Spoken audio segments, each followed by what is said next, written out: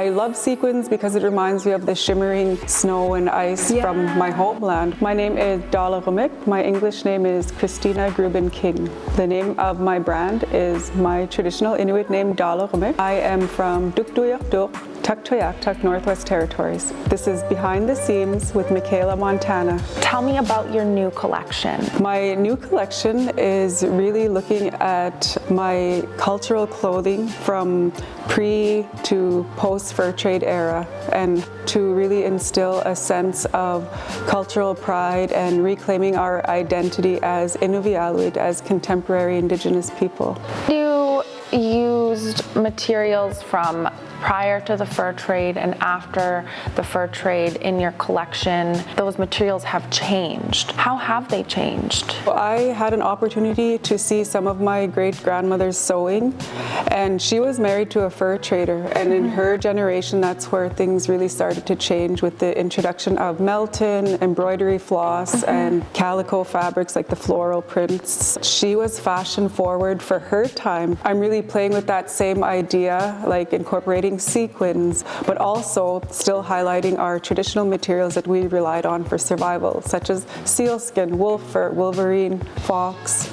Tell me about the significance of the seal in your culture. Well, seals are very important for many Inuit, Indigenous, and coastal communities. It's an abundant natural resource, and the pelts are waterproof, they're durable, they form to your body, it's sustainable, they provide food, oil for lamps that ensured my family's survival. And then the pelts are just so luxurious. As you know, the seal hunt hasn't had a good reputation because of, anti-fur. So that's something that we're pushing back against and trying to highlight the natural beauty and the practicality of seal. Is it true that seals are on the decline, or is that a myth? That's a myth. Seal populations are increasing and threatening fish populations. It's an abundant resource that, we can be tapping into, helping people to earn an income.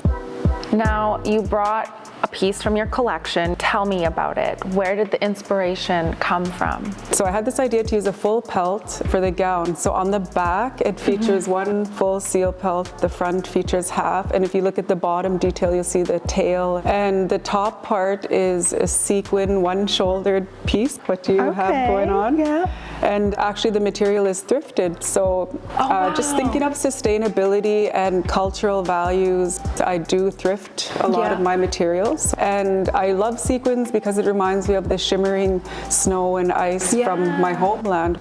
It's absolutely beautiful. And the belt, talk to me about the belt. The walrus tusk feature was a traditional design, and I used fox fur to create this dramatic little sunburst fur ruff around that, just looking at our traditional elements and using them in new and exciting ways. That's high fashion. Is there a significance behind the walrus tusks?